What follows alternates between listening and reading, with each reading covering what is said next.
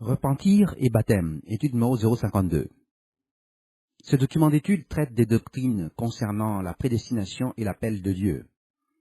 On y explique que le repentir et la conversion sont des conditions préalables nécessaires au baptême, et qu'ils le suivent également tout au long de la vie du chrétien. Cette étude doit être lue conjointement avec l'audio en anglais, pour ceux qui connaissent l'anglais.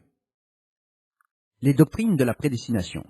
Entrer dans le royaume de Dieu est un acte de faveur. Aucun homme ne vient à Dieu par sa propre compréhension ou intelligence. Il ne s'agit pas d'un processus intellectuel. Si c'était le cas, alors les universitaires seraient les premiers à entrer dans le royaume de Dieu.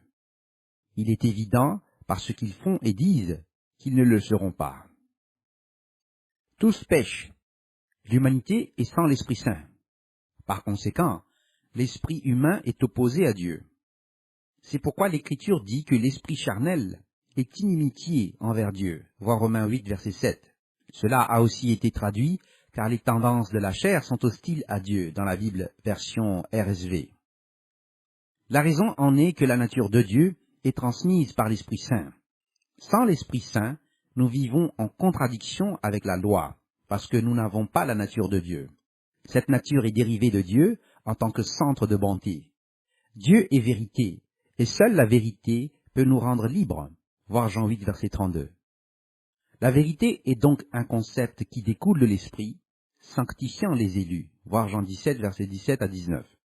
Donc, nous ne pouvons pas faire partie du royaume sans qu'il nous soit donné l'Esprit Saint. Cet esprit s'éloigne du péché.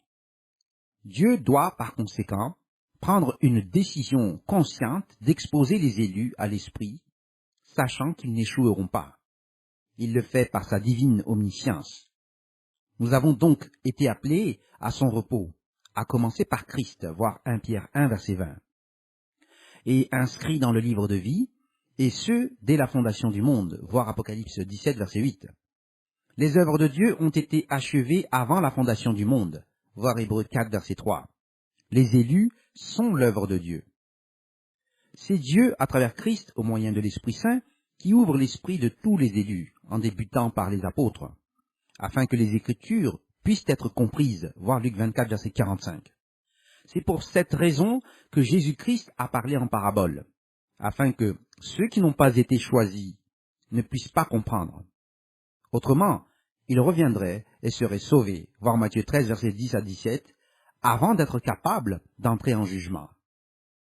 Dieu est miséricordieux, et il ne veut pas qu'aucun ne périsse, voir 2 Pierre 3, verset 9. Donc, par sa divine prescience, chacun est appelé selon son dessein, car ceux que Dieu a connus d'avance, il les a aussi prédestinés à être semblables à l'image de son Fils, afin qu'il soit le premier-né parmi de nombreux frères.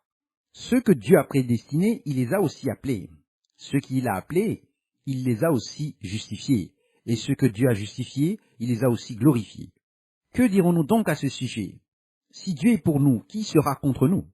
Voir Romains 8, versets 28 à 31. Voir aussi le document d'étude La prédestination numéro 296. Voyons maintenant repentir et conversion. Pour que l'humanité vive ou reçoive la vie éternelle, Dieu requiert d'elle qu'elle se repente. À moins qu'elle ne se repente, elle périra. Voir Luc 13, verset 3, verset 5. Christ a été envoyé pour appeler l'humanité à se repentir. Voir Luc 11, verset 32. Christ a débuté son ministère après l'emprisonnement de Jean le Baptiste. Voir Matthieu 4, verset 12, verset 17. L'emprisonnement de Jean a eu lieu quelque temps après la Pâque de l'an 28 de notre ère. Voir Jean 3, verset 22 à 24, Matthieu 4, verset 12. Étant la Pâque après le début du ministère de Jean, dans la 15e année du règne de Tibère. Voir Luc 3, verset 1. À partir de ce moment-là, Jésus commença à prêcher en disant « Repentez-vous, car le royaume des cieux est proche. » Voir Matthieu 4, verset 17. Christ a chargé ses disciples de prêcher l'évangile du repentir, leur donnant autorité sur les démons ou les esprits impurs. Voir Marc 6, verset 7, verset 12, Luc 10, verset 1, verset 17 à 20. Deux choses sont essentielles au repentir. La première est la connaissance du péché et du fait que l'on a péché. Voir Romains 3, verset 23. La deuxième est d'être capable de se tourner vers Dieu à travers sa parole. Donc, Il nous a été donné la capacité de comprendre la nature du péché et le contenu des mystères de Dieu. Les élus ont le pouvoir sur les démons simplement pour démontrer que leurs noms sont inscrits dans les cieux et pour contrôler les actions et les circonstances qui les entourent dans les combats spirituels auxquels ils font face. Les élus acquièrent ainsi de l'assurance dans leur capacité à être plus forts que le pouvoir des démons. Le repentir était enseigné comme le prélude à l'enlèvement du péché, entre parenthèses, ou de la méchanceté, voir Acte 8, verset 22, afin que des temps de rafraîchissement viennent de la présence ou de la part du Seigneur, pour que Dieu envoie le Christ qui nous a été destiné, voir Acte 3, verset 19 à 20. Christ ne nous est donc pas envoyé jusqu'au repentir. C'est un processus continuel. Christ est envoyé sur une base individuelle, ainsi qu'une fois pour toutes. Les trinitaires ont de la difficulté ou du mal à comprendre ce processus en raison de la mauvaise compréhension de la divinité. Les temps de l'ignorance, comme on les appelle, Dieu n'en tient pas compte. Mais après Christ, Dieu ordonne à tous les peuples de se repentir, leur ayant fixé un jour de jugement. Voir Acte 17, verset 30. Ainsi le repentir est étendu aux païens, voir aussi Acte 15, verset 3. La prise de conscience du péché et de l'inutilité du pécheur est le facteur majeur dans le repentir. Donc, être juste à ses propres yeux, ou pharisaïque, est le pire des péchés, car le pécheur ne peut pas voir sa propre insuffisance. C'est une illusion de soi. Dieu éloigne de nous nos offenses, entre parenthèses transgressions, aussi loin que l'Orient est éloigné de l'Occident, voir Psaume 103, verset 12. Notez le sens général de Psaume 103, verset 6 à 14. Nous lisons dans Psaume 103, verset 6 à 14. L'Éternel fait justice, il fait droit aux opprimés, il fait connaître ses voies à Moïse, ses hauts faits aux fils d'Israël. L'Éternel est compatissant, et il fait grâce, il est lent à la colère, et riche en bienveillance. Il ne conteste pas sans cesse, il ne garde pas sa colère à toujours. Il ne nous traite pas selon nos péchés, et ne nous rétribue pas selon nos fautes. Mais autant les cieux sont élevés au-dessus de la terre, autant sa bienveillance est efficace pour ceux qui le craignent. Autant l'Orient est éloigné de l'Occident, autant il éloigne de nous nos offenses. Comme un père a compassion de ses fils, l'Éternel a compassion de ceux qui le craignent, car il sait de quoi nous sommes formés. Il se souvient que nous sommes poussière. Version Louis II. Après s'être repenti et en se tournant vers Dieu, le pécheur repenti doit ensuite accomplir des actes dignes du repentir. Voir Acte 26, verset 20. Nous devons changer notre comportement. Le péché n'est pas accidentel. Il procède du conditionnement de l'esprit. Par une réaction physico-chimique, une mémoire à long terme ou des habitudes ancrées s'installent dans notre cerveau. C'est pourquoi il est difficile pour les gens de résister ou de lutter contre le péché. Ils doivent changer les processus mêmes de l'esprit. C'est la base du texte. Recommande tes voies à l'Éternel, et il établira tes pensées. Ceci est exprimé dans la Bible version RSV comme « Recommande tes voies au Seigneur, et il établira tes projets ». Proverbe 16, verset 3, se référait aussi à 2 Corinthiens 10, verset 5. La Bible version King James saisit peut-être la signification plus large de l'action du cerveau. Il s'agit d'un processus continu. Certaines structures sociales sont tellement allées trop loin qu'elles ne peuvent plus surmonter leurs problèmes. Dieu a détruit Sodome parce que les gens de Sodome ne pouvaient pas être corrigés, étant donné le temps imparti et l'opération du plan, et leur capacité à être atteints pour se repentir. En d'autres termes, leur façon de penser était tellement corrompue pour qu'ils réagissent au message qui leur était adressé. Ainsi, dans les derniers jours, les peuples ne permettront pas au Seigneur de réhabiliter les nations, même lorsque le témoin de la prophétie et de l'Écriture est devant eux. Voilà pourquoi Sodome condamnera notre peuple, voir Matthieu 11, verset 23 à 24, Marc 6, verset 11, Luc 10, verset 12, parce que nous avons le message de Christ, alors qu'eux ne l'avaient pas. Donc, l'appel de Dieu selon la séquence prédestinée des événements est la première étape ou phase du processus d'entrée dans le royaume de Dieu. Dieu connaît la fin depuis le commencement. Il ne prédestinera pas des personnes qui échoueront. Ainsi, beaucoup sont appelés, mais peu sont choisis. Voir Matthieu 22, verset 14. Dieu n'amène pas délibérément des individus en jugement avant qu'ils ne soient capables d'être assujettis au processus. Ainsi, les appelés, mais qui ne sont pas choisis, retourneront tout simplement à la deuxième résurrection. Par exemple, tous ceux qui sont actuellement baptisés dans l'Église et qui sombrent dans la Trinité vont à la deuxième résurrection. Ils ne sont tout simplement pas amenés en jugement. Dieu ne se révèle pas à eux. L'exigence ou la condition pour être dans la première résurrection, qui est d'avoir la vie éternelle, est de connaître le seul véritable Dieu et son Fils Jésus-Christ. Voir Jean 17, verset 3. Jean 17, verset 3 s'applique aux deux résurrections et à tous les peuples. Aucun adorateur d'un faux Dieu, même celui qui se prétend être chrétien, comme le sont les trinitaires par exemple, ou adorateur d'autres faux dieux, n'héritera la vie éternelle, et ce, même lors de la deuxième résurrection. Leurs erreurs leur seront montrées par les élus, qui seront leurs enseignants en tant qu'êtres spirituels. S'ils ne se repentent pas lors de la deuxième résurrection, ils vont mourir et seront brûlés dans la géhenne. Ils seront confrontés à un choix au cours d'une période de 100 ans, voir Ésaïe 65, verset 20. Ou ils se repentiront ou mourront. Cela s'applique à tout péché relevant de la catégorie des commandements de Dieu. Le premier et le plus grand commandement, tu aimeras le Seigneur ton Dieu de tout ton cœur, de toute ton âme et de toute ta pensée, voir Matthieu 22, verset 37, Marc 12, verset 28, se référer aussi à Deutéronome, chapitre 6, verset 5, englobe les 4 premiers des 10 commandements.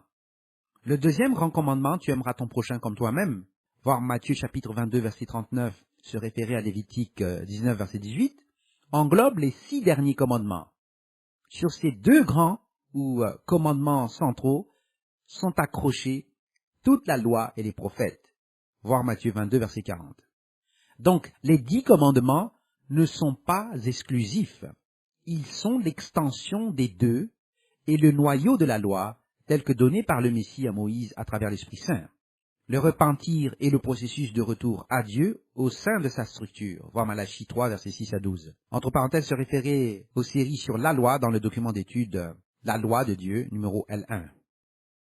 Ce processus de retour à Dieu se produit dans le cadre de l'action de connaître ou d'apprendre ou d'arriver à connaître Dieu, voir Jean 17, verset 3, Jean 10, verset 37 à 38. Christ révèle le Père à l'individu après que le Père lui a donné à Christ, pour que le processus commence. Voir Jean 6, verset 44, verset 57, verset 65. Ainsi, l'appel a lieu dès le commencement du monde et est systématique. C'est la première des 3 phases, la deuxième phase étant le baptême, et la troisième, le repentir continuel. Voyons le baptême. Toute autorité a été conférée à Christ à la suite de sa résurrection, voir Matthieu 28, verset 18. Christ ordonna à ses disciples d'aller et de faire de toutes les nations des disciples, en les baptisant au nom du Père, du Fils et de l'Esprit Saint, voir Matthieu 28, verset 19, en leur enseignant à faire tout ce que Christ leur avait prescrit. Ainsi, il serait toujours avec eux jusqu'à la fin de l'âge, voir Matthieu 28, verset 20. Pour recevoir le don de l'Esprit Saint, le repentir doit être accompagné du baptême, voir Acte 2, verset 38. Nous ne pouvons pas recevoir l'Esprit Saint à moins de nous être repentis et d'avoir été baptisés, étant ainsi nés de nouveau. Si nous ne naissons pas de nouveau, nous ne pouvons pas entrer dans le royaume de Dieu, voir Jean 3, verset 3, verset 5. Le repentir est conditionnel au baptême et à la réception de l'Esprit Saint. Donc le baptême des enfants est logiquement exclu, comme étant contraire à la Bible. Le baptême est le premier des 2 seuls sacrements de l'Église, l'autre étant le dîner du Seigneur, voir le document d'étude Les sacrements de l'Église, numéro 150. La condition préalable du repentir a été soulignée par la mission de Jean le Baptiste, qui fut le précurseur du baptême de l'Esprit Saint en Christ, voir Marc 1, verset 4, verset 8. Jean a déclaré que Christ baptiserait d'Esprit Saint et de feu, concernant les non-repentants, entre parenthèses décrits comme de la paille, voir Luc 3, versets 16 à 17. L'Esprit Saint est conféré sous la direction de Dieu.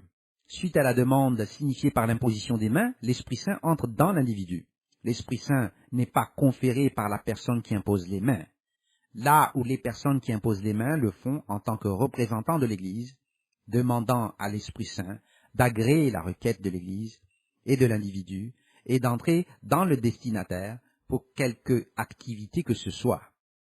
C'est la raison pour laquelle la condition de l'officier ou représentant de l'Église est sans pertinence pour la validité du processus.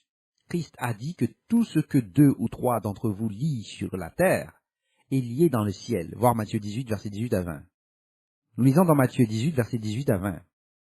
En vérité, je vous le dis, tout ce que vous lierez sur la terre sera lié dans le ciel, et tout ce que vous délierez sur la terre sera délié dans le ciel. En vérité, je vous dis encore que si 2 d'entre vous s'accordent sur la terre pour demander quoi que ce soit, cela leur sera donné par mon Père qui est dans les cieux. Car là où 2 ou 3 sont assemblés en mon nom, je suis au milieu d'eux. Version Louis II. L'Esprit est ainsi conféré pour chaque aspect de l'œuvre de Dieu et n'est conféré par aucun homme. L'Esprit Saint opère dès avant le baptême, en traitant avec chaque individu. L'Esprit attire les élus vers Dieu à travers Christ, voir Hébreux 7, verset 25. Les prémices de l'Esprit sont données à l'individu au moment du baptême, selon Romains 8, verset 23, qui indique clairement que l'adoption ne se produit pas avant la rédemption du corps. Donc, nous sommes nés de nouveau, mais continuons à grandir spirituellement en Christ Jésus tous les jours, jusqu'à ce que nous entrions dans la gloire de Dieu. Voir les documents d'étude de l'Esprit d'adoption, numéro 034, et né de nouveau, numéro 172. Ce don de l'Esprit Saint lors du baptême est l'eau puisée aux sources du salut, promise par Dieu à travers ses prophètes, voir Ésaïe 12, verset 3.